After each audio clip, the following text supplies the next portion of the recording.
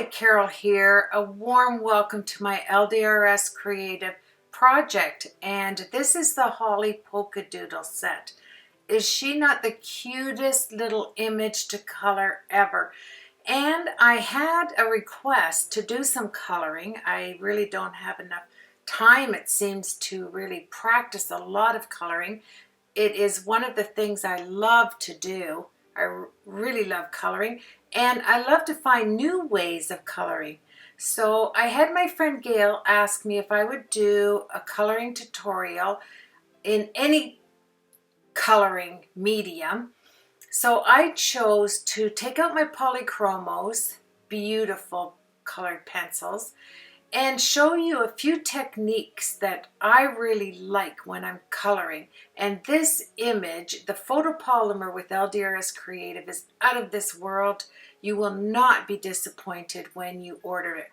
I was thinking what medium to use, and I went to my polychromos. Are they not beautiful? They're just gorgeous. You get 3 levels.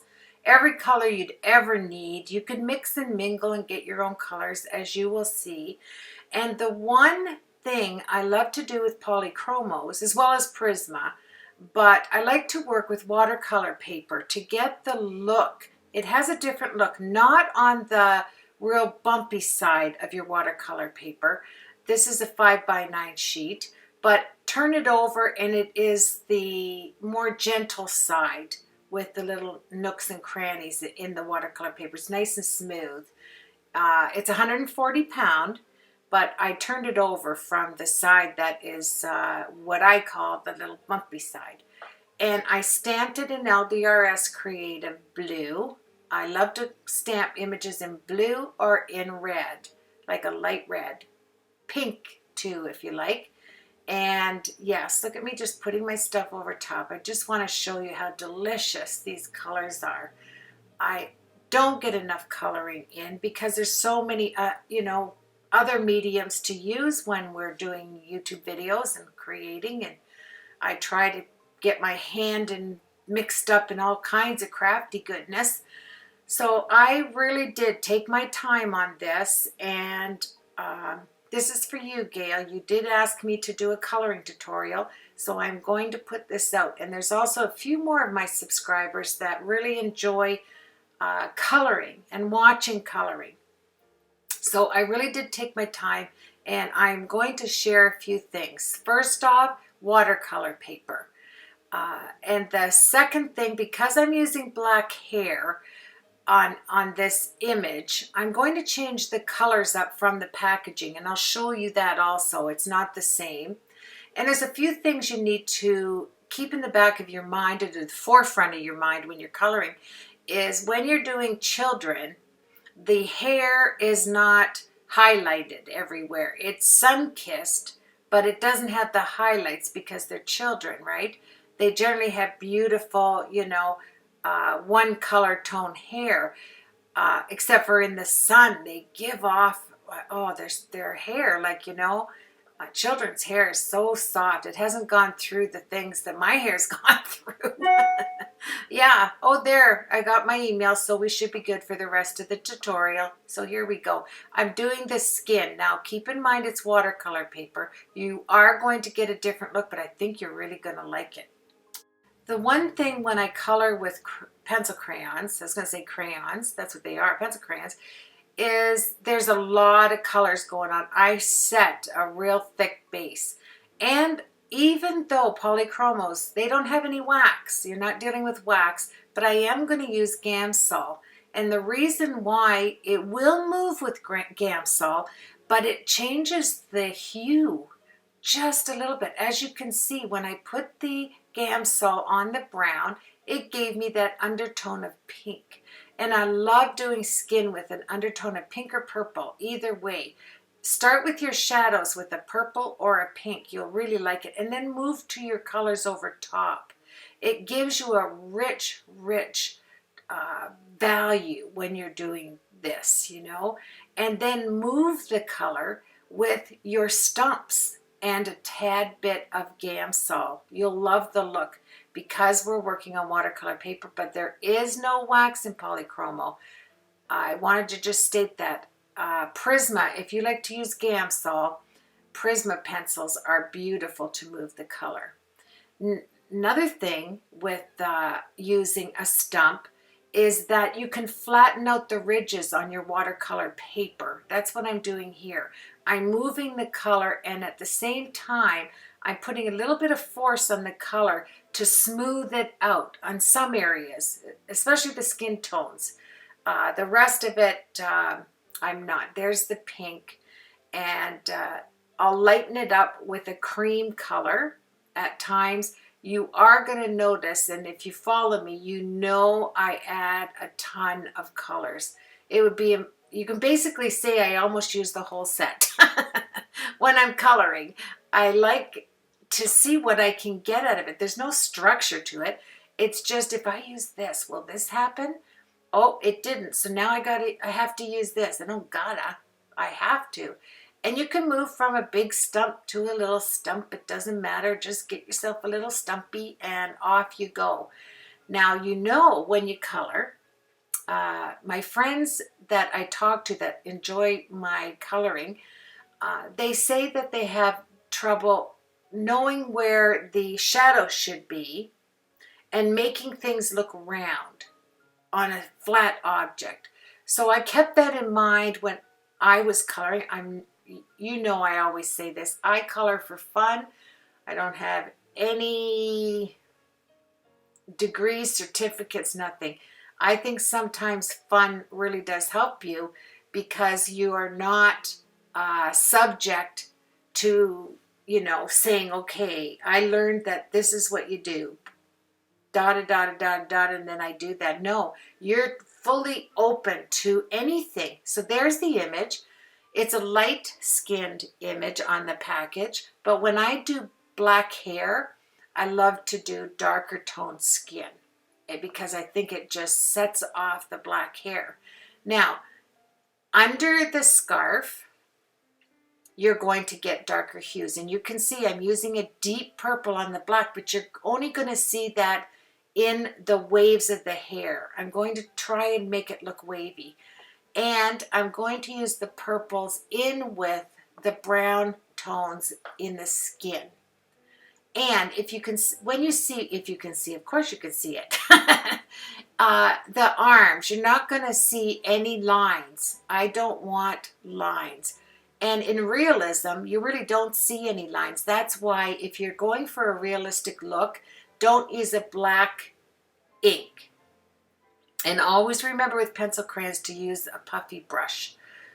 If you use your hands, you risk the crayon actually having some of it on your paper, and you will make marks. That's my experiential learning there. So when you use a purple or a red, when you're doing your undertones and your shading, it makes it so crazy vibrant and gives you that look that you're going for. And when I use black, I don't use black generally. I work with the dark grays, light grays, purple and red, and you'll see as you're watching the colors change, you'll see the different colors I use. This is a deep navy. I'm going in with the navy for the individual strands of hair. And then I'm trying to remember to keep where I think the sun would be. And on this image, all I have to remember is under the scarf, under the face, under the clothing and the neck, and where the hair lays there, you will see it. I wanted to get up close. I'm not afraid to get up close because I don't go for perfection. So if you see things and you go, oh, I wouldn't do that, I probably wouldn't either if I knew what I was doing. Yeah, this is just like, I just want to show you how I color. And if you can relax yourself to not wanting to be, I don't know, not wanting to be another colorist, not thinking that your work is not as good as somebody else's. I don't even think that way. My work needs work because I need more practice, but I don't have time to do a lot of practicing. So when I have time to color, I do set down a whole day And oh yeah, that must be my Coca-Cola. And I add a little bit of yellow, you saw that, more in the gold tone in the skin, but you're not going to see that later on. I lay a lot of base work, so you'll see me going back and forth, back and forth. I use the white pen, my Signo pen, but I don't use it to get the whites. I color over it, and you'll see that, except for the eyes when I put the little dots. But I do come back. That feature in the white there is far too big for the pupil. So I will go back on that. And here I have the Signo pen, but make sure you go back over it. You don't want to leave it white. This is not an older woman with beautiful platinum gray hair. This is a young girl. So my hair will not look like this at the end. I just want to tell you this. This is navy. That I go over it first, then I take the black and go over the eyes. And I will take different colors on the lips as well, and I'll show you how to round the nose out so it has like a feature of standing out in more of a 3D look as we get going. And then I'm going to show you my boots are going to be navy, but notice I start with the pink. Even in the sleeve of the dress, it doesn't matter what color you put down. If you don't like it, you add on top of it, and it'll give you this richness in your coloring. And it's mainly from mistakes. You have this undertone that you'll see at the end how nice it is to use red when you're going for the look of a navy boot. I wanted to do the skin. I wanted to do the greens and the navies. I think they're a beautiful combo. The lime green, the dark green. I want to show you how I do my folds in my little dresses. This is like a little pinafore to me. It reminds me of that. And I have to the left, I have my pencil sharpener, my electric pencil sharpener. And it is a Boss Stitch. I get it at my stationery store. And now we're going in with navy and gray, because so underneath this boot, I'll pull it up. I'm sorry about this. When I want to get a crisp line and I want to take the point off the pencil, I color straight up and down. I do a complete vertical coloring. It gives me that precise look, but it shaves down my pencil so I get a perfect flat little edge on it. Because if I go on the side of my pencil, I'm going to get two different shades, right? Because I'm pressing heavy on the end and I have a little bit more of the actual lead that I'm working with. And this is all my own thinking. This is how I think when I color. It's, you're not going to find that in any book. Yeah, this is like Carolism. This is Carolism. So I put the whites down here just to give me a look. I just want to see, okay, what am I going to work with here? And in between, I will put my deep purple and my navy. Then I'll go in the back of the boot. I'm sticking with this color, the deep navy. And then I'm going to pull this up so you can see this. I want to make a rounded boot. Now, the boot in the back, there we go. The boot in the back will be a little darker because of the dress shading it in the hair than the boot in the front. The boot in the front just has a little bit of sun coming through, or it has more sun coming through because she has the wheelbarrow handle and a little bit of her hair. But that back boot is not getting as much sunlight. So how I get this to look like it's a rounded toe on the boot, I draw a circle, generally two of them, one at the tip and one in the center. And then I work lightly around at first, around the actual empty spot. And you can see I don't leave it white. You don't want to leave anything white. And you don't want to work with a white pencil either. So underneath the sole, like the sole of the boot, it doesn't get any sun, so I'm going to make that dark. And I'm going to use so many shades of blue, it's crazy. But when you see the end result, I think you're going to like it, And if you look at the packaging, you're going to see that it's pinks. And the inside of the shoe is more of a gray. There's the blues I'm working with right now. I just wanted to show you that. And I will bring, where I put the shade on the back boot there, underneath the, I'll call it a frill, kind of like that boot fold at the top. I'm going to make it rounded at the heel. It's darker and towards the front. So there's my circle. Okay, here we go. And you can see me working totally up and down because I want to get a real precise area point. I want the point to be flat, like all the way across instead of sideways. Because then if I move my pen, oh yeah, oh, sorry. Yes, it's making my little doggy sneeze. And you can see I use the light blue as the sunlight, you know. And I'll come back to this too. It looks like your big toe's sticking out, doesn't it? But I'll take that out too. It's a reminder that I need the toe to be a little curved. That's what I'm doing there. And then I'll go back and curve the other one. And you know what, my friends? Whatever looks good to you, that's what works, you know? I don't look up theories. I should, but I just don't have the time for that. I just color and color and color until I'm satisfied with the look, and then I stop at that. And that's why I like coloring on watercolor paper. It's forgiving, and it gives that gritty look that I really like, on the boots especially. So let's go on to the pinafore.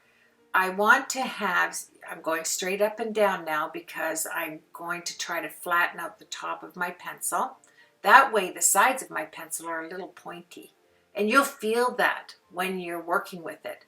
So you can see I'm working probably with about 6 different light hues of green.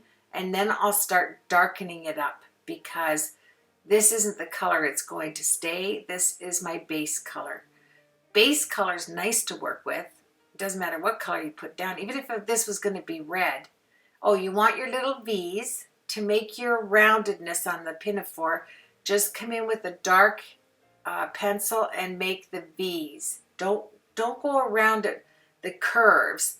Do your little V's first, and it'll start to bring that 3D look in there.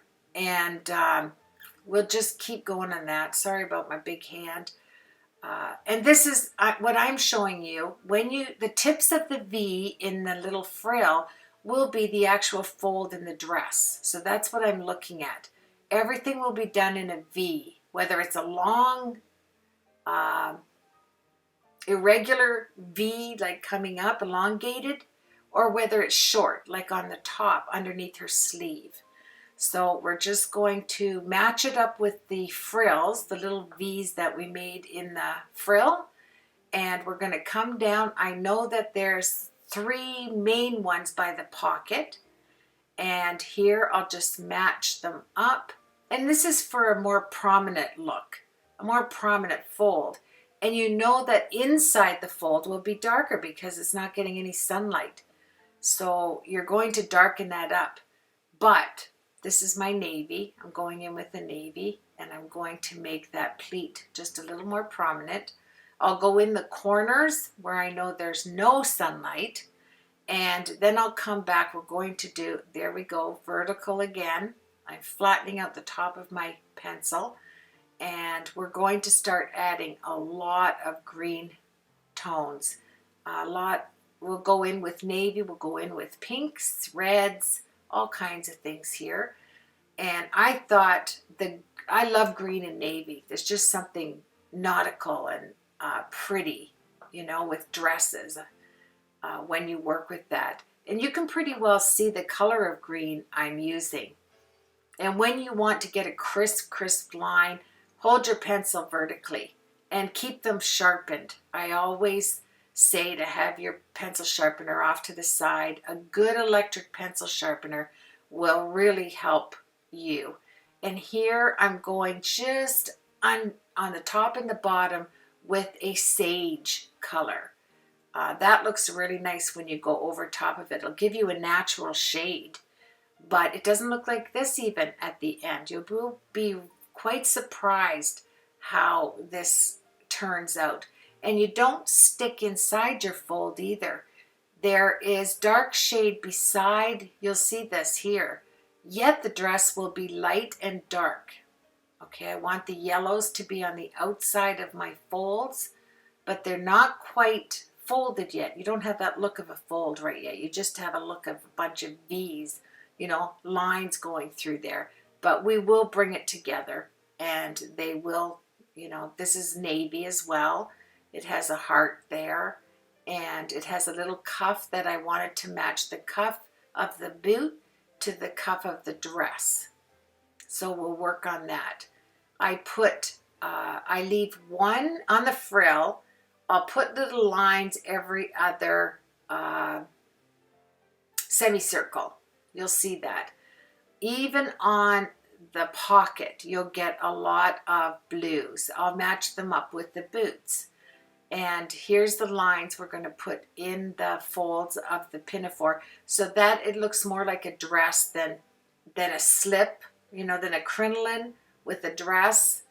It will separate the two later on, and it's just so crazy nice. I'm going to grab some white just to tone it down so that I can add my yellow and get that sunburst look as I did in the sleeve. You're going to want little folds underneath the head, the chin, and the neck. You're going to, and remember that there is a neck there to color it in. Then I'm going to go back with my Signo pencil. And isn't this look nice on watercolor paper to use your crayons? They're just, it's just beautiful. And when you do a heart, leave a little bit missing. It adds to the effect of not having such perfectionism, you know. It breaks it up. So make your heart and then leave a little space in it. I'm going to go in with the V's in the white because they'll be yellow. They won't stay white. I'm going to add yellow and a light green over top of the Signo pen. And it breaks up those creases for me. That's what I'm trying to do. The one thing I want to try to remember is the back of the boots are dark, right? So I want, and the toes are dark. But I want to make sure that I match that up as well when I'm doing the dress.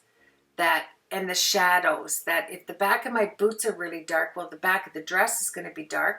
The hair on that side of the scarf is going to be darker, and so is the little bow in this wrap around her hair. And then we have to take out those lines and make it look more like a purple black, and we'll do that later. This is a dark green. I'm going to, this is my dark green, navy, and actually green hues are going to be in there. But I wanted it to be a combination of the dress and the boots together. So you'll see a lot of color in here that breaks it up from a pure navy or a pure green. We're going to work them both together and have fun with it. Really, you don't have to worry about your sun marks and things. If you take your mind off that and just think to yourself, where would it be darker? Forget about where it's going to be lighter. Think about where it's going to be darker. And then if you need to remember where you're going to have the light spots, draw a circle around it as a reminder, because it'll all come together. You're not going to leave that circle, because in the circle, you're going to use a lighter pencil. It's not going to be left white, although that look does look fine. But yeah, and you can see here I'm going in with more of a turquoise blue and all kinds of colors.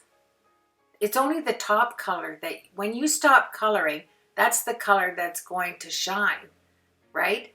And if you want it to look like in this bow, I want it to look like a fold, leave a little bit more of the light color on it in the center. Leave just a little bit more. And if you do too much like I did on the top, take on the right hand side of the bow, take a light pencil and make some marks in there, you know, a light blue or light green or yellow, and go back in. Even take your stump. So here I go with the white. I want to make those sunlight areas, you know. If you have to stop for a minute and just think, okay, you know, most of the time you just fake it till you get it, you know. Once you are satisfied with the look of whatever you do, it doesn't matter. It really doesn't, unless you're in some kind of coloring competition, and you know they're professionals looking at your work. They won't be looking at mine, but if they were, you'd be a little bit more fussy on how you color. But if you're coloring for fun and the pure satisfaction of it all, you're going to enjoy the process so much more, because you're not going to be afraid of all your colors. They will do the work for you. You just put them in the right spot and keep them in the lines, and they will work for you. Trust me on that. Here's a real bright blue I'm coming in the hair with, and then we're going to have to tone that black down with a dark gray, a real dark gray. And yeah, and then make nice points on the end of your hair that's coming down.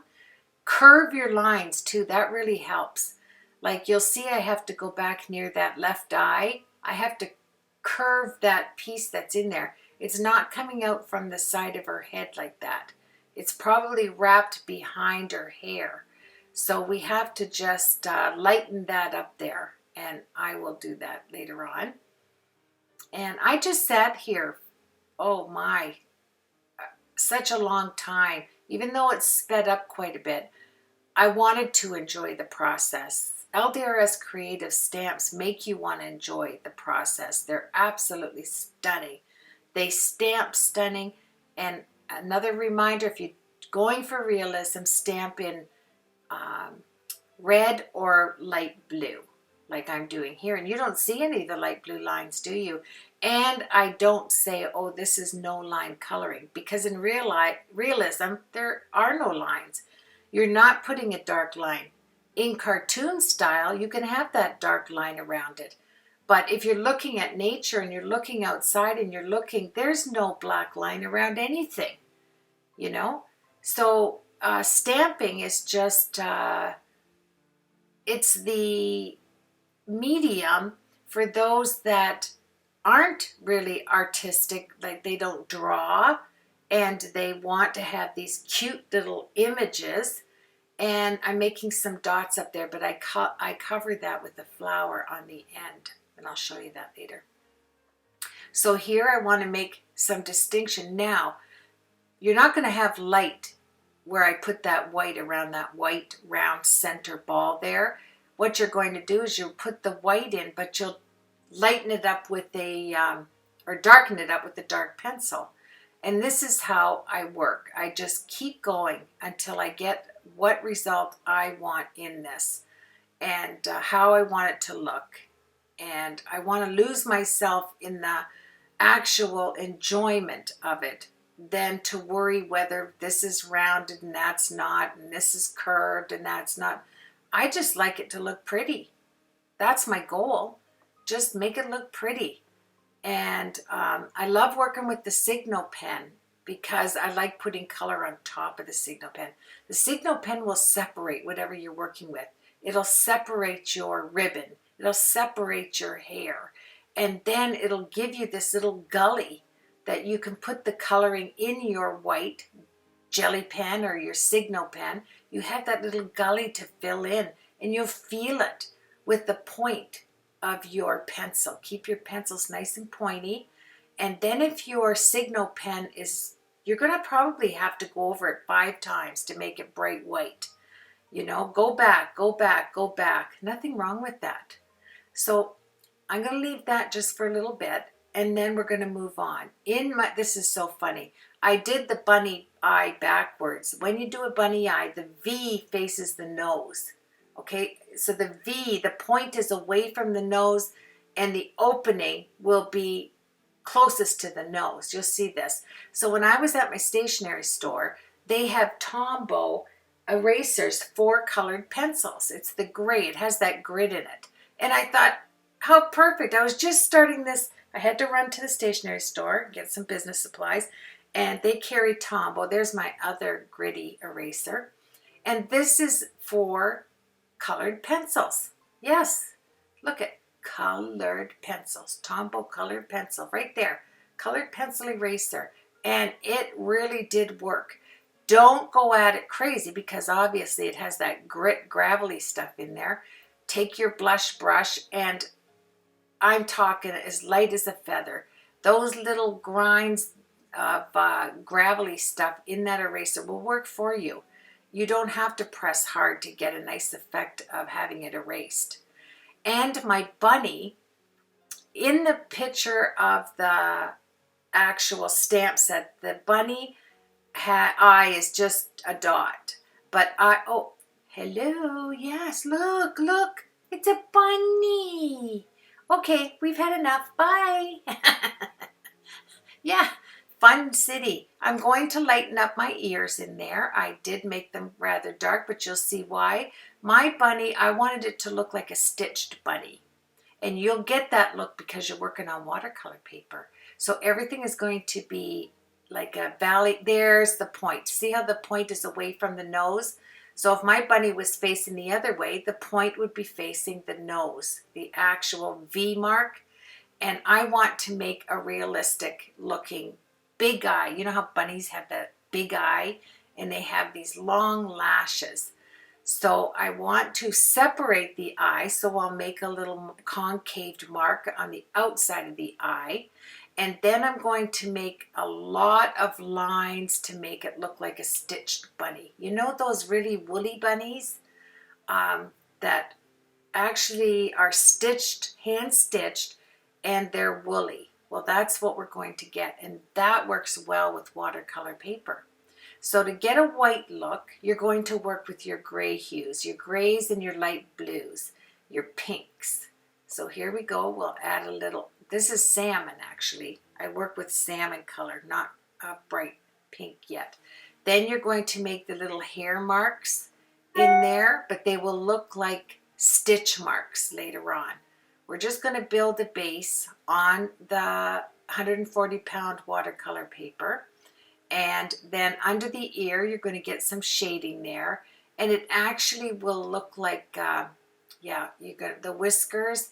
Make sure you go over them with a lighter color. Don't leave them just black or just navy. Stick a light color in there. Then you're going to put the round nose, but you're going to put a V shape the other way. Because if you look at a side view of a bunny, they don't have little round noses. They're kind of in a, like a piece of pie, you know, you cut a piece of pie out. Your eye's like a piece of pie and your nose is like a piece of pie. And then a big pizza pie. No, it's a piece of pie, not a pizza pie. And when you make an error, use your signal pen. Try not to use too much of that eraser. And if you want to move your color, take a white eraser if you want to lighten it up. And with the polychromos, it works. So behind the ear, you have shade. Under the neck, you're going to have a little bit of shade, you know, because I'm going to just lighten up a few areas. I'm not thinking actually where the sun is, but I think I did it more so, like I always do, that the sun is to the upper right and the shade would be to the left. Now I'm making my little hair marks. And then you'll hashtag it a bit to look like it's stitched. And we'll get there later on. And this is the look. If you look at that later on when I show you the actual bunny, it's altogether different. And you don't have that little smile in that feature. I just put it there. Just kind of a little marking. But we'll change up. I do my the little feet, because it has flowers there. I don't want to miss the bottoms of the feet that are there. And we stamped it in blue, right? So we want to be careful of where our actual image is. And there's where I put the white on the nose at the end of it to make it look more pointed.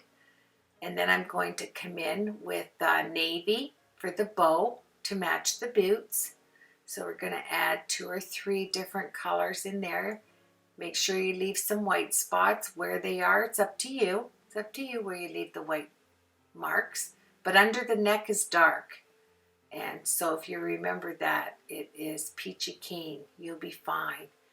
And draw your own things. You know, even though this image doesn't have a big bunny eye like that or a big nose and a mouth, put them in there. And if your bunny, you want it to look stitched, or more to the, I can't say realism because it's not a realistic stamp per se, although she looks pretty real. And we're going to go back and fix the lips, and we're going to round out the nose, fix that left eye.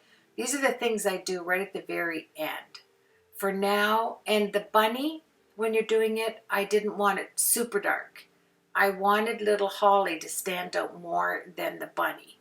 So I'm going to keep my bunny light and work with the grays. I'll hashtag some of the dark lines so it gives you the illusion of having stitches. And then with the gray, I'll go around to the actual image to separate the two clay pots from the feet. And I'll come back with the stitching, like right there. Here we go. You have the hairy little bunny, and we'll come back to that with different grays. And it'll look as cute as a bunny too when we're finished, I think. How can you not have a cute bunny? I mean, you can go in with all kinds of colors. Here, the clay pots have the orange, the kind of like the sepia color, and little bit of cream, more to the orange hue. This is a nice clay color right here in the polychromo. And believe it or not, the point is so pointy, you don't have to press light. Here is an orange, and you can see just in this, the distinction of coloring with a crayon, then a Copic, or then a watercolor, acrylics, or oils. Pencils have their own beautiful look. And if you do it, like get away from the soft cardstock and go to a watercolor paper, I think it really does help with the coloring. You know, if you're just learning, it takes the edge off, and you know, it gives you that room for error, and that's a wonderful thing if you're coloring, right? I need a lot of room for error. And then underneath the pot, you want to make it darker. I'll take a bit of grays and navy here that I'm working with and make it darker with the navy. I'm coming vertical, straight up and down on my clay colored pencil. And you can see I add quite a few oranges. I keep with the dark gray and the navy underneath the clay pot there, the shadow. And it helps your make the lines. Like, don't make the image line like underneath his two little thumper paws there. I left it, I didn't want to draw a line to make the distinction of it being two separate feet. I wanted to just make the markings of the clay pot. Then I'll go back and see, okay, after I put this butterfly in, the butterfly will be navy, but I want the backdrop of the butterfly to be green, like her dress. So you see me going in, and you get that shading right away. You know, it does separate it, and it will look like a little butterfly when we get finished. And then you match up your colors. You can dot with your Signo pen. You can take the dots out. You can color over them. I mean, it's almost error-free because you're not, this is just the way I color. And when you do it, it'll be the way you color. You just, and if you don't like it, color over it. And then we'll call it your base coat. Yeah, sounds good, doesn't it? You'll notice I shy away from saying that this is the way you should do something or this is the way you should do something, because really I don't have any formal training, and all I have is a fun time. That's what I have.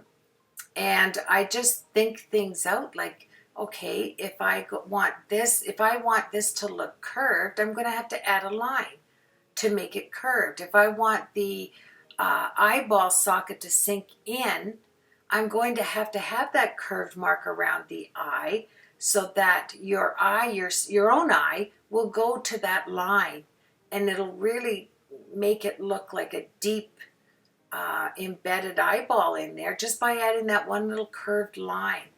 I think it's the lines that give you the curves. It's wherever you put the lines that helps you out. And if you're not worried about what anybody thinks about your coloring, if you can just free your mind up from critiquing yourself so harshly, I think you'll be really satisfied with the look of it.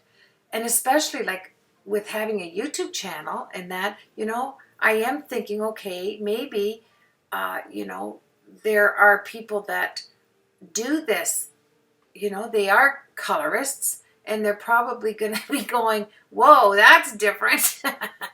Yeah, or I wouldn't have done it that way, but that's okay because I'm doing it. Right, here comes my navy. I'm coming in with the navy on my bunny.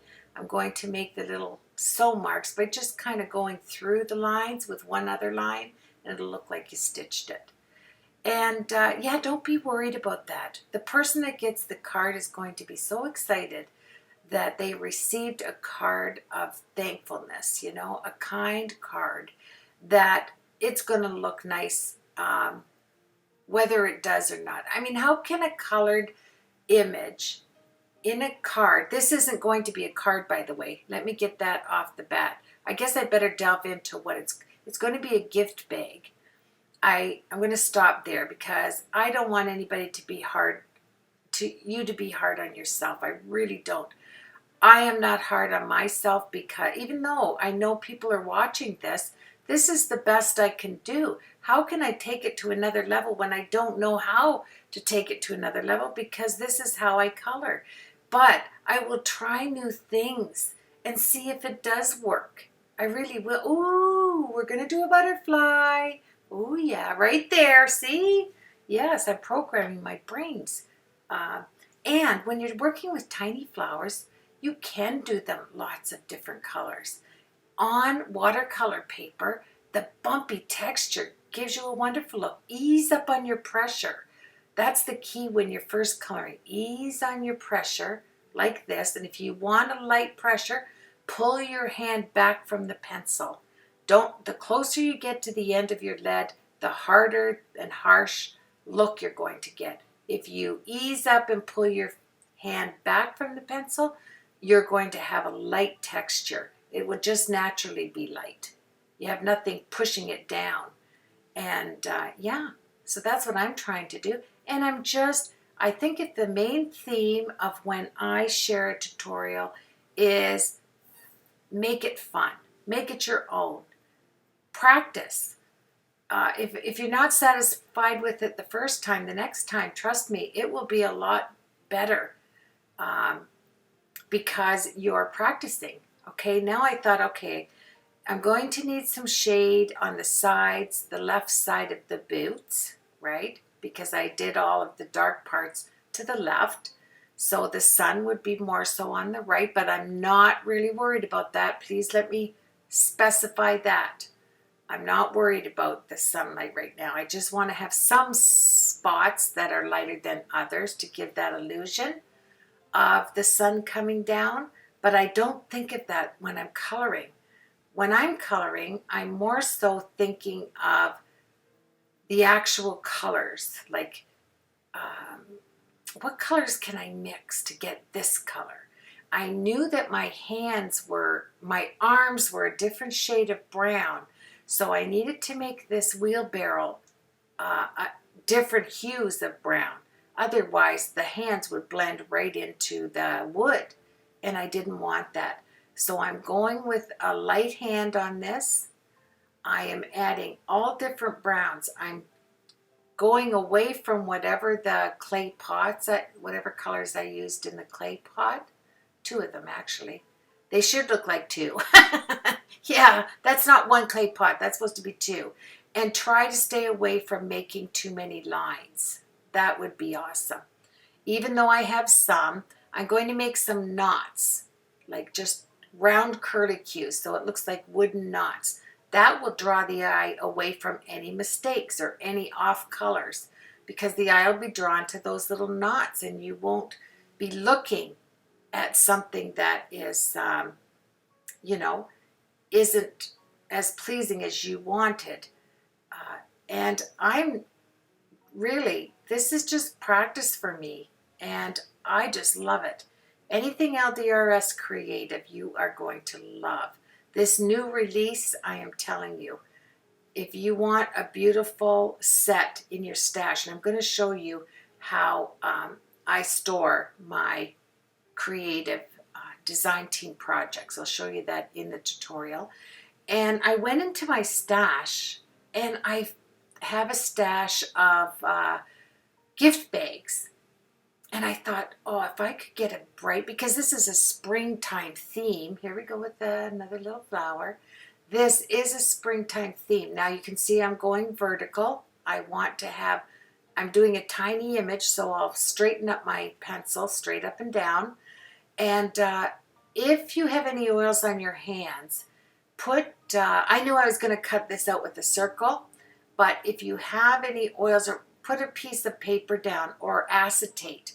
If you put acetate under your hand, you can see the image, so you know where to go back. It doesn't cover up anything. So I suggest you get a piece of acetate and then rest your hand on it and work. That way the oils won't come off your hands. So that's one way to look at it. I had some oil down on my paper there on the lower right, but I knew I was cutting that out, so it didn't bother me. And isn't it funny, even when using a pen, I have the habit of holding it straight up and down. And I think it's a good habit to get into myself. That's just my own theory about it. And here we go. Yes. I'm just trying to make everything individual. Each flower, I don't want it to look like the other one because they're individual. Oh yes, we're going to take this to the garden. Come on, come on. Let's take that wheelbarrow and get our flowers and clay pots and bunny out there. Oh yes. And then the fun part, the real fun part, is the creating of this bag. I just loved it. So we're dealing with a wooden cart, right? Our wheelbarrow. Oh, this is going to be fun. Hearts. Wooden. You want wooden objects, right? Wooden wheelbarrow, wooden objects. So I went with a little birdie, an arrow, which I don't even know if I used, but I did use the 3 hearts here. You're going to get out your gesso. Of course we need gesso, whether it's your homemade gesso or bought in gesso. You always can thin out your gesso with water. So if it gets a little thick sitting in your pot, I like to buy the big bucket and then put it in canning jars. And then tighten it up. Put some saran wrap before you put the screw cap on, and it'll keep from any goobies getting on and getting thick around your cap. So that's a little suggestion. Now here's your LDRS Creative papers that we got in this beautiful release. And look at this. And the funny thing is, you have to be careful because all navies are not the same, right? Excuse me, I'm cutting here. He doesn't care, does he? Oh, he just comes at the most opportune times. He does. I love that little guy. So here we go. I wanted to have look at that bright yellow. How could I not make a gift bag? I had to. I thought card or gift bag. When I saw this bright yellow and the collection here of the navy and yellow, I had to use it. So we're going to decorate the front and the back, and actually the bottom portion. I just loved it. I stayed up till like 2 in the morning last night finishing this up. I had so much fun. Yeah, it's close to my heart. I just love creating anything with a large surface. You know, my cards are large. And look at all the stuff I took out to the left side. I'm working myself in again. Oh yeah. And then I'm going to take my distress tool. I'm going to distress the paper on the edges. and we're going to work with it. I had so many ideas I laid down at first. That's one thing I will give you a little suggestion. Lay it all out, you know, and then I cut the image already, so I think it looks nice. If you're going to do a square card or square or oblong gift card, go the opposite with the image, how you cut it. So that's why I did the circle, because it'll stand out. And yeah, it's not, you know, I don't want to do a square on a square. That's what I'm trying to say there. No square on square. And I wanted to look springtime. I didn't want anything dark in there. That's my gesso I just moved. And my Coca-Cola. Look at, I'm working my way in. Even stuff I'm not using, I'm putting out there because, oh, if I ever had a ton of space to work on, I don't know what I'd do. Here's where I get to use my lace, my wooden supplies, some of them, my gesso. This is like a vintage look, but total springtime clean cuts and everything about it. I just love the brightness of it. So I took my 140-pound cardstock that I get at my stationery store. I know I always say that. I just got 50 more sheets when I was there yesterday. And yeah, oh, look. Oh, I love that Biscar's cutter, don't you? Nice cut. Oh, yep. Oh, yeah. I almost got hit with a bag. Yes, sorry about that. I got a few more emails. I can't predict those when I'm doing a tutorial, and I like to keep talking. I don't like to stop because then, you know, when you're on a roll, you just got to roll with the tide. Save myself time. I don't measure everything out. I can pretty well, and I don't use that blue paper there underneath. It's the wrong shade of blue. And it toned everything down. I didn't want that look. So I cut the paper. I distressed the white paper all the way around. I have my LDRS Creative 6x6 paper, but this is not 6x6. So I just left the space to the lower left there. I knew I was going to put flowers there, so it didn't matter. And when I looked at it, I needed clouds on the back of the image. I have grass, but I had no clouds. So hybrid inks are beautiful. Light pressure. These are my dollar store applicators. And yeah, and if you're working on a large space, we all know you use a larger applicator. Small space, use a smaller applicator. This worked for me.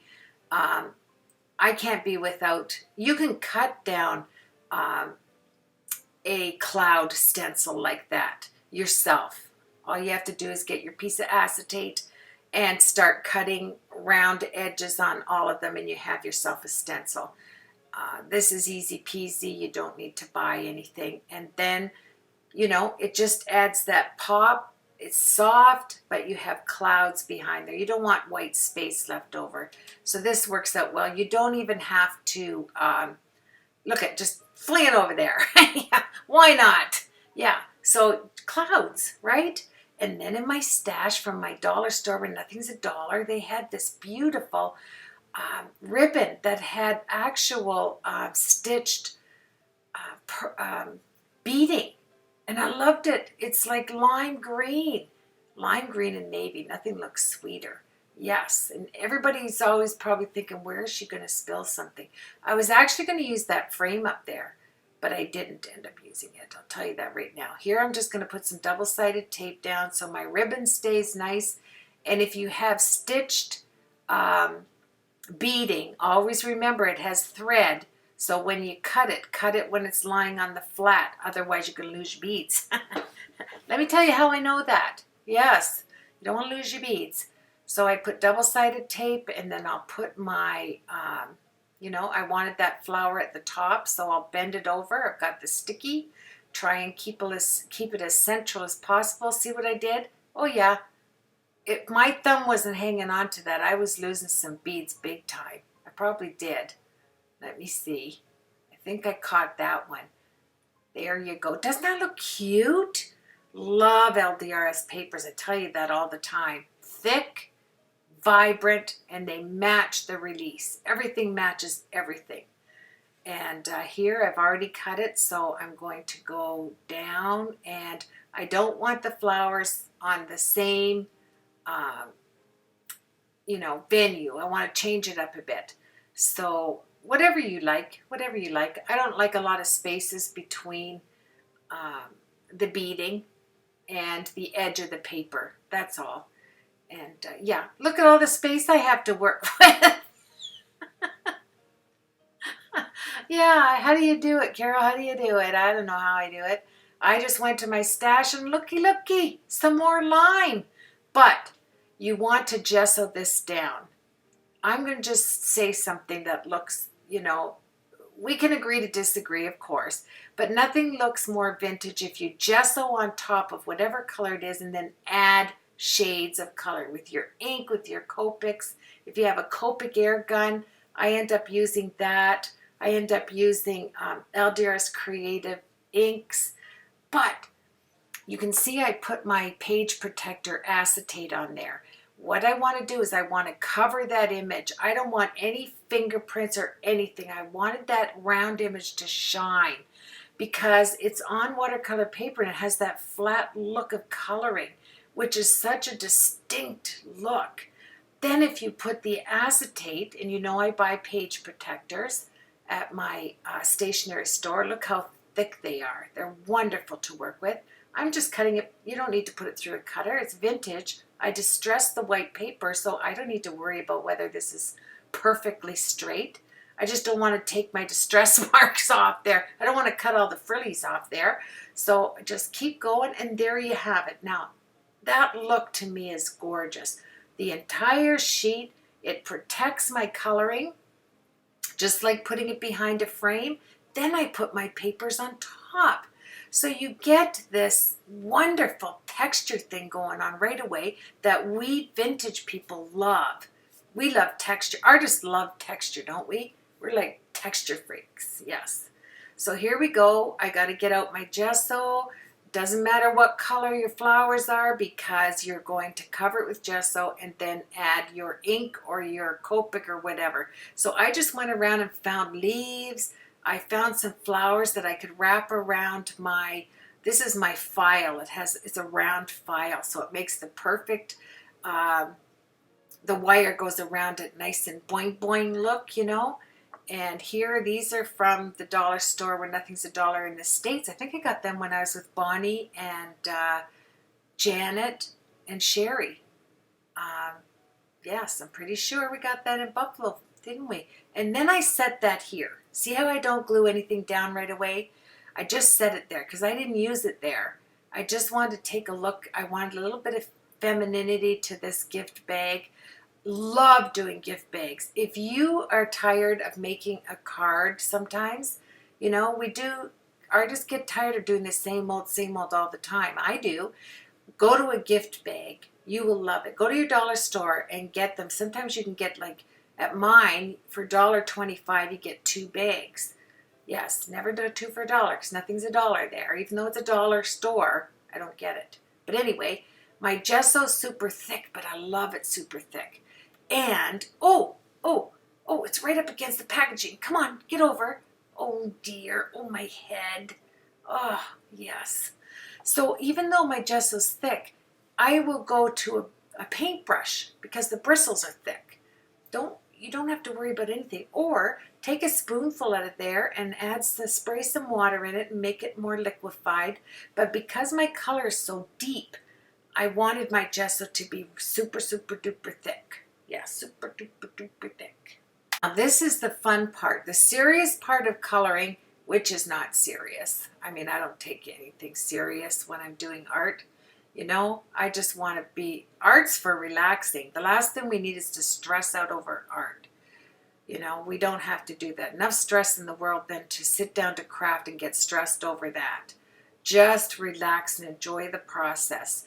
And that's what I'm doing here. A super thick coat of my gesso on top of everything. On top of the wood, because whatever I want to color.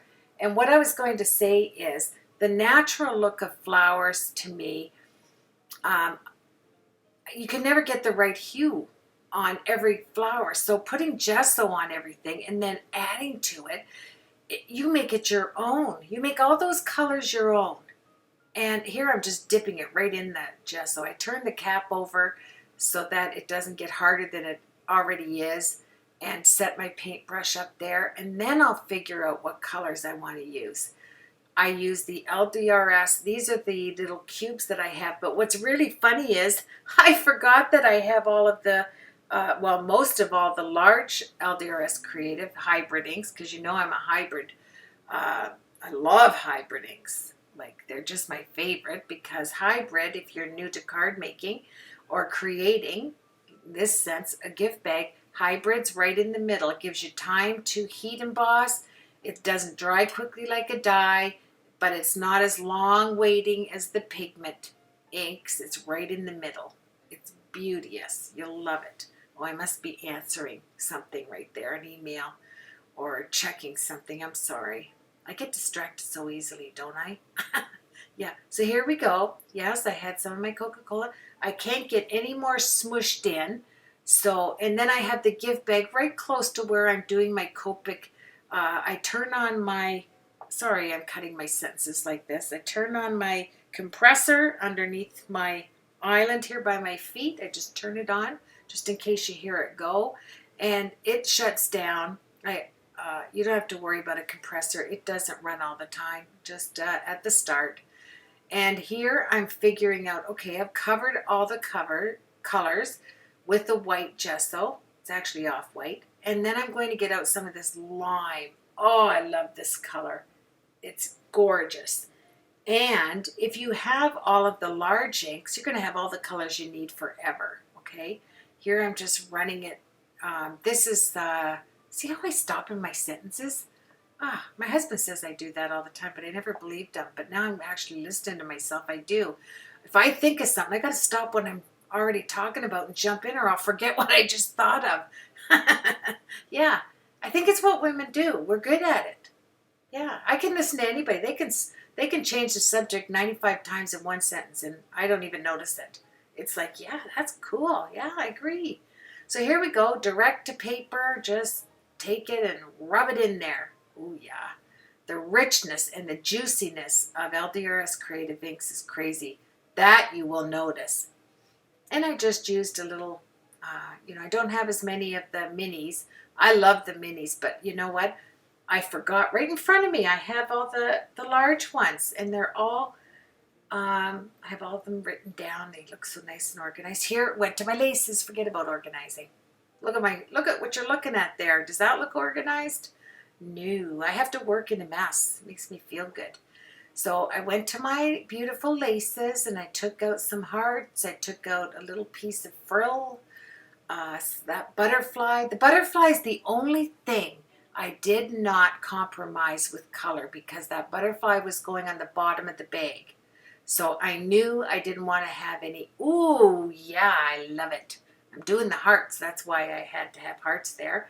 I have my Copic air gun on the go here. Love it. I don't use it enough. And then I'll take it, I'll stop the air from blowing out and just use the end of the Copic if you want to get a little bit on the tip like that. Just dot, dot, dot. And this the little stamens and everything, you can get right close up with a nice deep green, and have the choice of having navy and green. And this is why I told you I love to buy my flowers in cream or white. I don't like to buy colored flowers as a rule. But at the beginning, 5 years ago, when I was creating, I didn't know any better. I just bought, if I needed green flowers, I bought green. But if you can get a sale on all white flowers, you can change it up, or craft flowers. That's what this one is.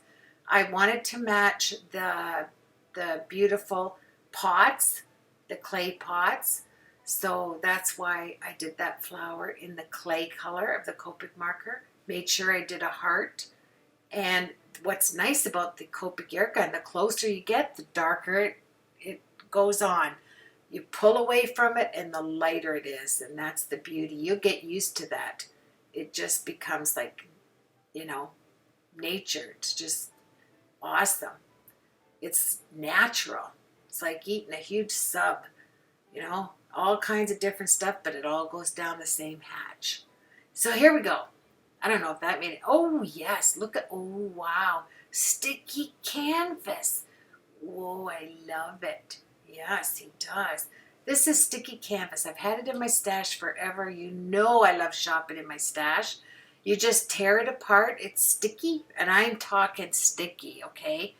I found this. Just cut yourself out a little. See how I cut my sentence again? I cut, this was a tag off of something else, and I just cut it off, and I'm using it. It said smile on the other end of the tag, and it was on a piece of canvas, a canvas gift bag, but I thought I'm covering that up with this canvas, and I'm going to stamp my image on it. So I took it, and I put one on one side, make sure, see how sticky it is? Oh yeah, sticky back canvas. And so I cut around it, leaving myself a 1/16 of an inch because we're going to pull the threads on that so it looks nice and vintagey. I love that word. This is what I used, the sticky back canvas. And yeah, I'm going to leave everything on my blog, but I'm showcasing LDRS Creative for my design team project. Love it. I'm just delving into some more flowers. I like to have, these are wax flowers. They're beautiful, beautiful. I hoard them, you know, some of them. And I love paper flowers more so than buying anything like porcelain, polyester. That's the word, not porcelain. But, oh, porcelain flowers look fantastic. No, but anything like silky and polyestery, you know, like the polyester golf outfits. I never wore them, but I'm just saying. I'm just saying. If you say golf, I think polyester clothing. I don't know why. Sorry. I know if somebody's watching this, yeah, Kettle was not very nice right there. But when I think golfing, I think polyester. Now, this is where I take the pokey tool. You're just going to pull the threads off to make them nice and thready. Yes, all my words that I get out on here, all my Carolisms, yes. And I've tried to push everything back so that my yellow gift bag did not get dirty. I tried to keep my area, what I have of it.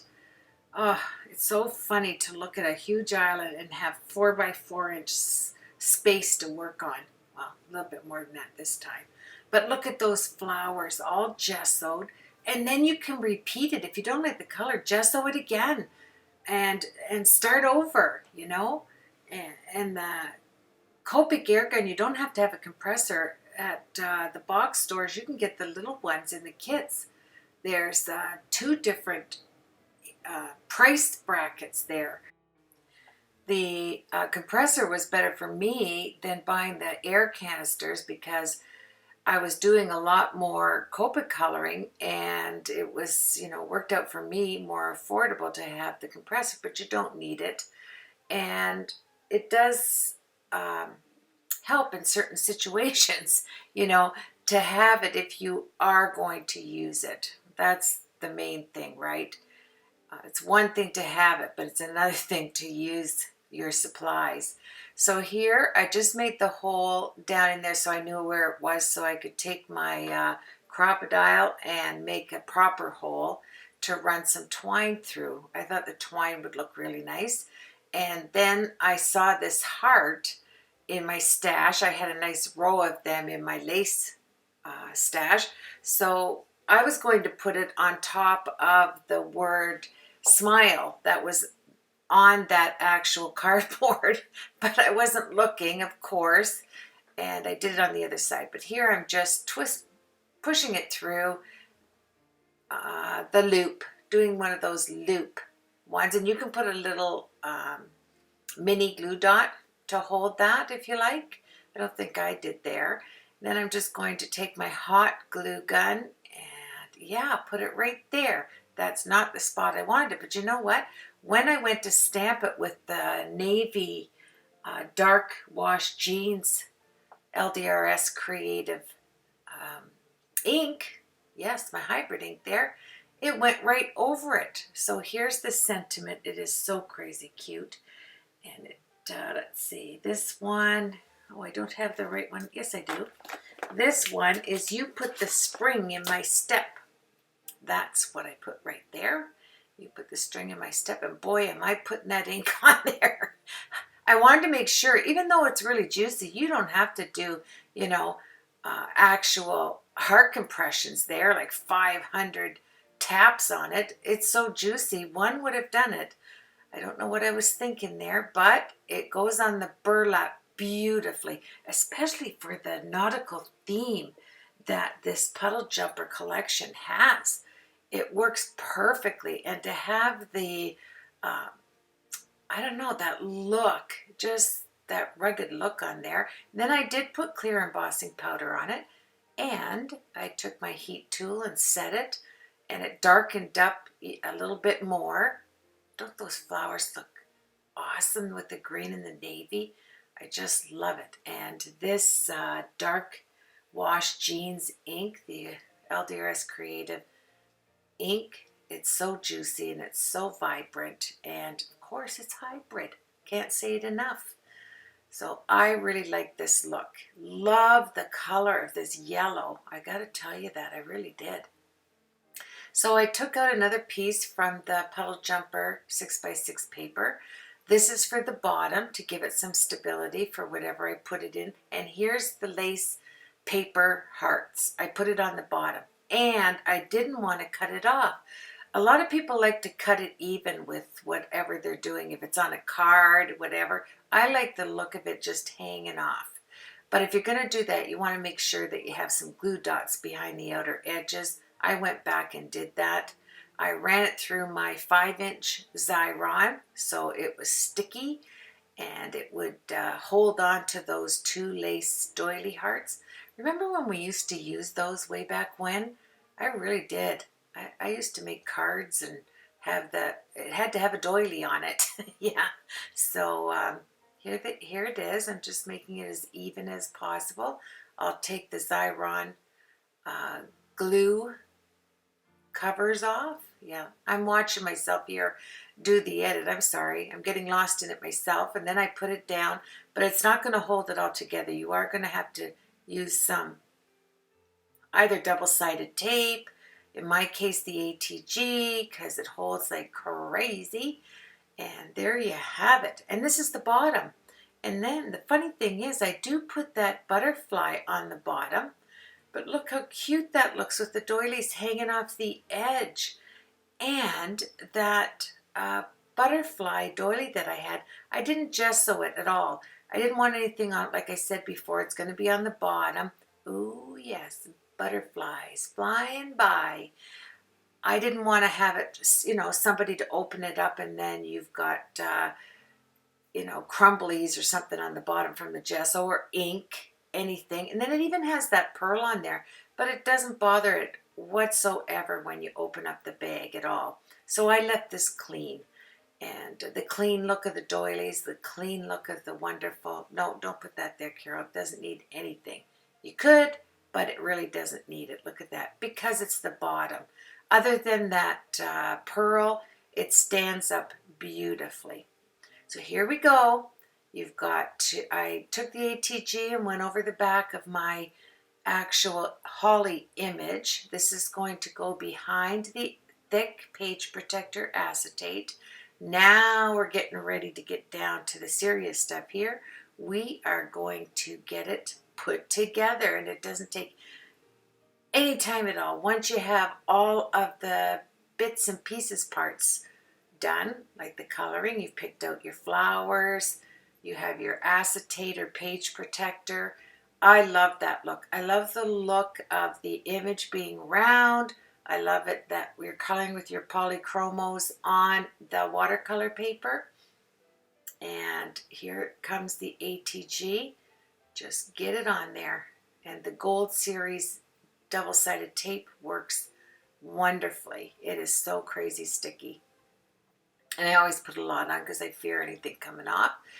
And then I'm going to put the page protector acetate over top for that look. Oh yes. First of all, we have to put the white paper through there. I'm pretty sure it's the white that's going down.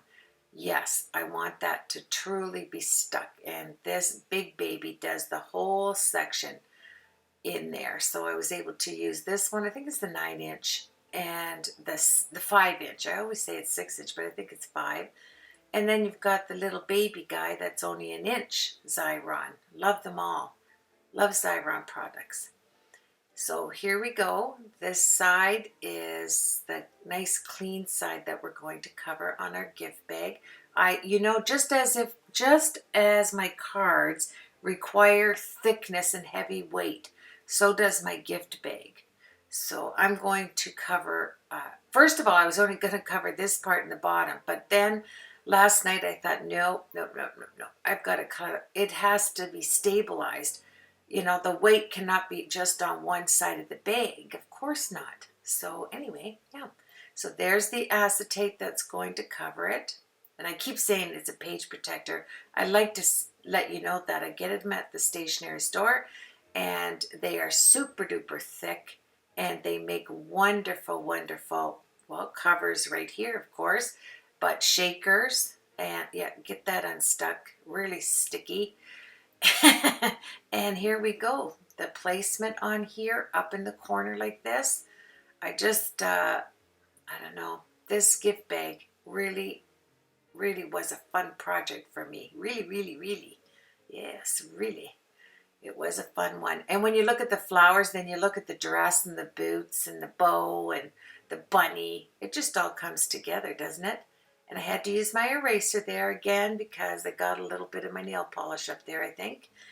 And here we go, yes. And there's my slide lock, yes. Slide lock. It's kind of like a private joke thing. I was telling a friend and I said, oh, I just use the Sherlock bags. No, they're not. They're slide lock because they have a slide and then it locks. And I put my design team, stamps and dies and embossing folders or stencils.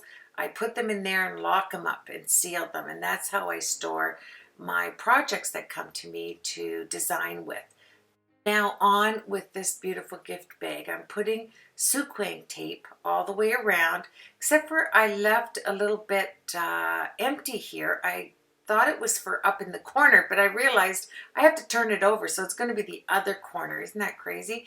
But it was a good thing that this happened, because when I looked down at it, there was a piece of cut acetate. You know, my page protector is a little piece cut right on the image.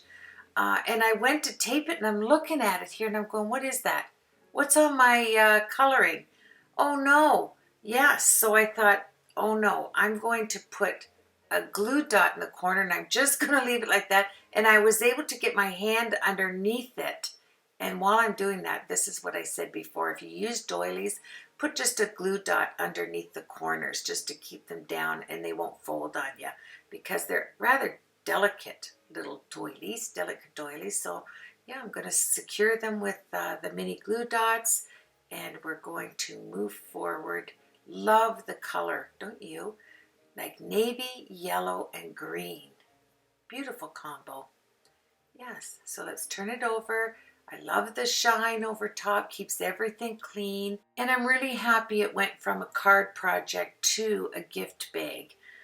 I had so much fun creating it for you, and I hope you enjoyed it, and I hope you received some inspiration by just viewing it. And here, to cover the sequin tape, of course, I have to put pearls on it.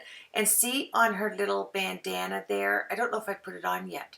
I can't tell from this far away, but I had these little, they're almost like an opal daisy. They're tiny little, really sticky, beautiful sticker, just like the pearls here, but only it looks like a tiny opal daisy. I put it right over top of the closing of the knot there on the girl, and right over top of the acetate too. But here I had to cover the sequin tape, right? And what is not sweeter than covering it with pearls? I mean, pearls go with anything, right? So I did it on this corner and I did it on the top, but I don't have to do the left side and the bottom because I'm going to put the LDRS creative paper down there. And we have that beautiful lemon lime ribbon with the beads on it. And I love these strips. They just, you know, you just cut them into strips, put them on. You don't have to do them one by one. They come with the strips like this, and it covers that 1/16 of an inch double-sided tape perfectly. And you can put the pearls up just a tad so you get double tape. You know, it's secure. It's securing the actual page protector to the 140-pound white cardstock. I didn't have any problem whatsoever. It really did stick well. And there you have it. Sorry it has that shine on there. My light must be capturing it. And isn't that sweet? I think it's a nice gift bag. And here we go. Let's get our stuff. Here's the little daisies. And I didn't even do an odd number. I did 4, which is unusual for me. But it came together, you know. I'm going to put it down there because the reason why I did this is the pearls. I had enough to do that corner stitching without breaking into another bag. So that was nice. I was really happy. And then the remainder of the top left, I had enough on another little strip to bring it all the way across. You'll see me cutting it out here. I didn't forget that. And yeah, it's just, there's the little, you can see them in the bottom right there if you look at them. They're opal little flowers. They're like glass flowers. They're so pretty. And I put it up on her bandana. So cute. Don't you love projects like this? This is why like gift bags and canvases are a nice breakaway from a card.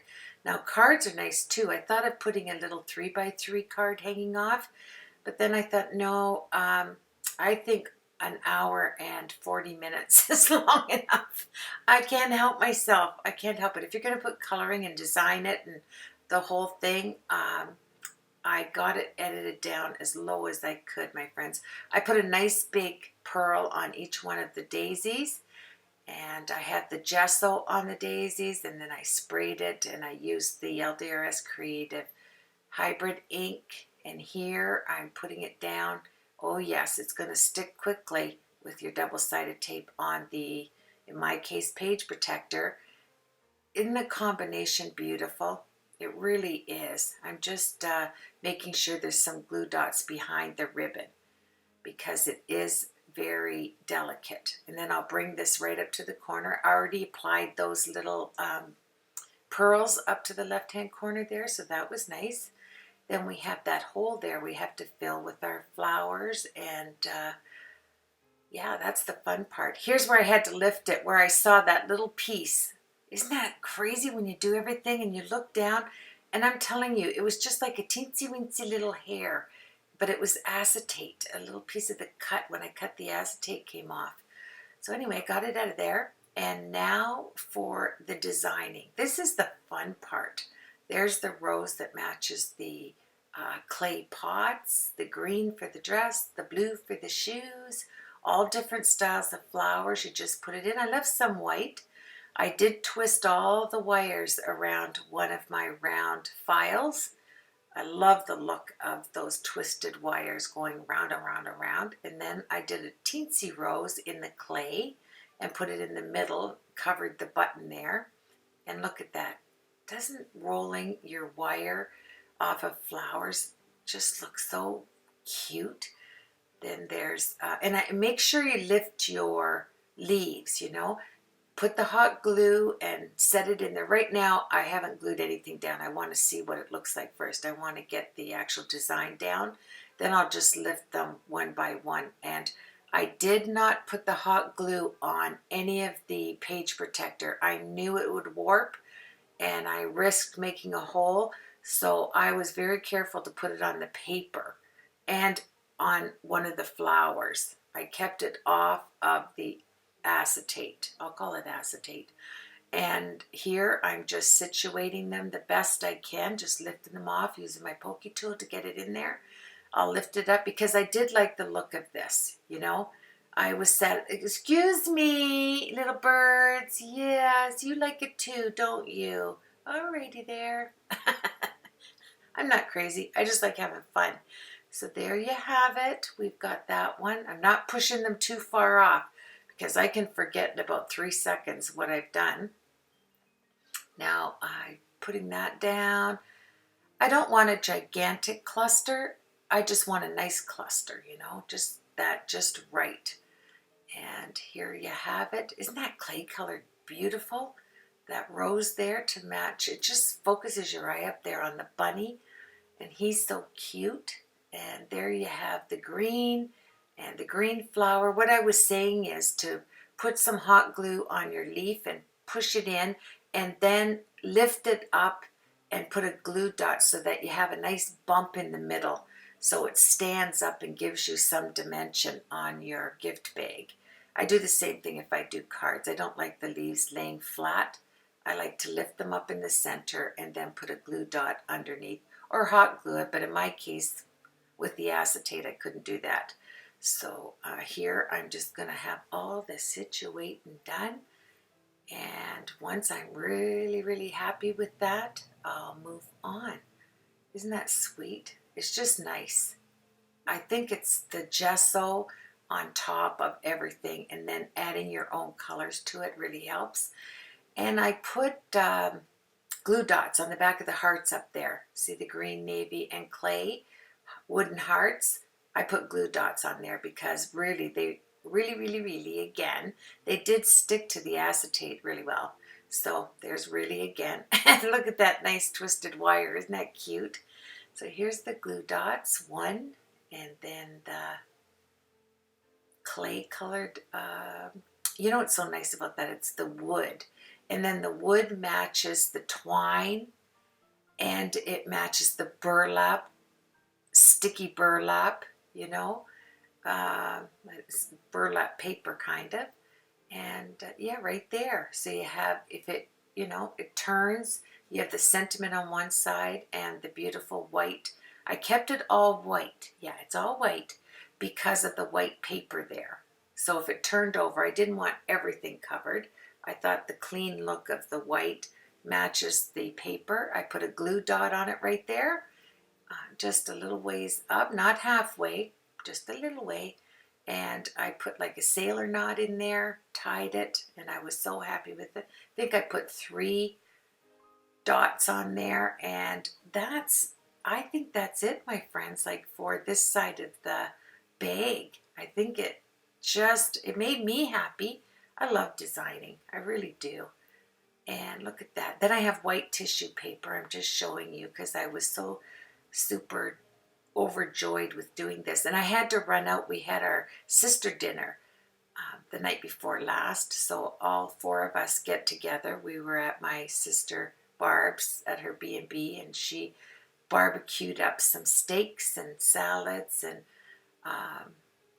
all kinds of good stuff, and we laughed and had a good time. So when I got home, that's what I said. I stayed up until 2 in the morning, I think, last night, just finishing the bag because it just seemed like a lot of weight was on one side and nothing on the other. So of course I had to decorate the back, but I think you're really going to like the decoration of the back of it. It doesn't overtake it.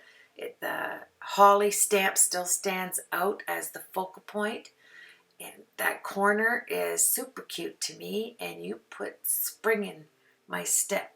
You put the spring in my step. Lovely fonts. And then I had this little bow, and it wasn't going, no, yeah, just throw it. Enough's enough, I said. Get rid of it. And then we're going to move on. I hope you like the front of it. Oh, I had so much fun with it.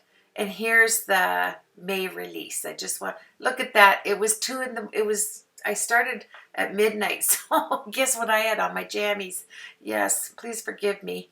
But yeah, this is the May release. I'm going to show you what I made with it. So you have the puddle jumper paper, and then I made this beautiful little 6x6 canvas. I think it's beautiful. I like it. I wouldn't design anything I didn't like.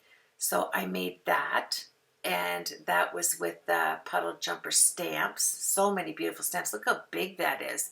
Tons of stamps in there. Then you have the stencil with the gate and the flowers and the houses and the hills. beautiful. This is the release that I received. And there's the bunny. And I made this card with that collection with the beautiful tracing paper and the, oh, come to me here. I used the stencils on the front. And yeah, the projects here are designed by me. I did the envelope. If you're looking for those tutorials, I'll put them up at the end of this video. And then this is the only holly one I have that I'm going to do another project with. And then I've used all of the products that I received. And here's the holly stamp set that I did the bag with. There's the heart, there's the bag, there's the shine, there she is, as cute as a button. And there's the little beading, the flowers. Oh, I had so much fun with this. I just love LDRS Creative, working with their supplies, and you will too. Check out the shop. There's a lot of things in the clearance, but they're very affordable, and I really do encourage you to go over and check it out. So here is my little holly. I will put that up because that's my next project. And even though I worked till 2 in the morning, I had fun creating. I just forgot that I was getting ready for snore time. And then I thought, no, I got to come back and finish this. I got to do the back. Yeah, look at that. It just looks naked, doesn't it? I just don't like that look. And I thought, yep, I'm going to do something with that there. So let's do it together, shall we? Well, I went into the lace. Oh yeah, bring out the lace, into my stash of laces. I love all of my laces. I love them all. I love working with them, and it was so nice to get them out of hiding. And I end up using this one, if I can unroll it. Isn't that pretty? It just adds to the lace on the bottom. Oh yeah, I'm giving you the high five there, that it's just made me smile. I just loved it. So I'm using my beautiful scissors, of course, my Ginger scissors. It's about the 3rd time I've used them now. I'm so excited. It just cuts everything like butter. Love it. So I'm going to cut around this, and it's so embarrassing to look at myself with my pajamas on. I see other crafters do it though, so I didn't feel bad. Yeah.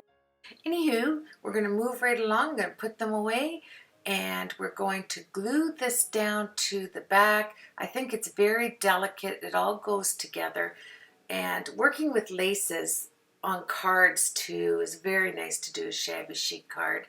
I'm cutting off a few of the hearts. I found, I'm not even sure. I don't have it in front of me, but, oh, gold. Yes, I was thinking, Carol, you haven't put your own gold in there.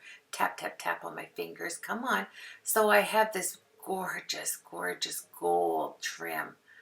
Oh my, it's beautiful. And it's lightweight, but yet it's so luxurious. It's not lightweight. It's a little heavy actually. But I mean, it has that lightweight look. It has the pattern, almost looks like yeah, get that off there, right there. Isn't that crisp and clean? Oh, I love it. Has the bow in the butterfly, and now the bow on the gold, so it's not too much gold jumping out at you and screaming. It's just beautiful. All those spring colors. Ah, just like a beautiful butterfly, isn't it? Oh yeah. Now we're back. Let's glue that down. It adds to the weight of the back of the gift box. It's very lacy and feminine, like the doily and the butterfly and that beautiful LDRS paper. It has a very subtle pattern on it. And I like the fact that I just squared it off because you have the heart of the doily. And I'm going to cut around this trim. And then I'm going to put, because it came down on a slant, it bothered me there, but I couldn't lift it up. I would have ripped the bag. So I just used the 2 bottoms that I had cut out and put them facing in. So like I said before, it just juggles the eyes. Oh yeah, there's my, you can get those at the dollar store, the Betty Crocker silicone spatulas so you don't burn your hands. And then I actually used a little finger one just to show you that I do have those. I don't use them half the time, or I start out using them and they get annoying. And then I got some glue on there, of course. So my eraser, then I got serious and got my cutting knife. Came right up. Look at that. Just nicely took it off. I was so happy. Oh yeah. I got looking at the bag and I thought, before I went to bed, and I thought, I can't leave that like that. It looks like too much weight is on one side. So I added some pearls on top here so that it just, I don't know, you have to add pearls. If you have pearls on the front, you have to add pearls on the back. And there you go, just kind of working there. And it's nice working at 1 and 2 o'clock in the morning when everything is nice and quiet and dark and the lights are on in your room, and you know, you're just in your own space, and it's a lot of fun. I do enjoy it. So I put the gold down. You can see how beautiful this gold applique is. Isn't that pretty? I didn't know whether to go, oh yeah, it's raining gold. I didn't know which way to go, and then I chose, no, I know I chose the lengthwise just by looking at, yeah, like that. Isn't that pretty? And because everything was going down, so I thought that's going to go down. And there you have the front. There we go, Carol, just show. And there you have the back. Thank you so much, LDRS Creative, for the privilege of designing for you. I love it. Thank you, Angie. And like always, I hope that you will check out the store and you will find so many beautiful stamps, dies, all kinds of goodness, stencils, embossing folders, you name it, it's there, affordably priced. And I hope this inspired you to do a gift bag, and you can add a card inside it. I went and got some pretty white, can you believe it, white pretty tissue paper I had, just to show you what it would look like. And I shoved it down there delicately. Oh yeah, just tap, tap, tap, get those corners just right, Carol. And there I have the collection for May sitting out on my island to show you. You put the spring in my step, and I love working with LDRS Creative. That's why that heart is there. There's polychromo coloring behind the acetate. There's the gold, the beautiful ribbon and lace, and on the bottom you have more lace and a butterfly. So you have yourself a blessed week, my friends. Thank you for joining me as always. I appreciate your comments. I appreciate you subscribing. I hope you were inspired and that you'll go and check out the store. You will love everything there. And as always, I will see you on the next project. Bye now. Take care, everybody. And there you have it, the May release.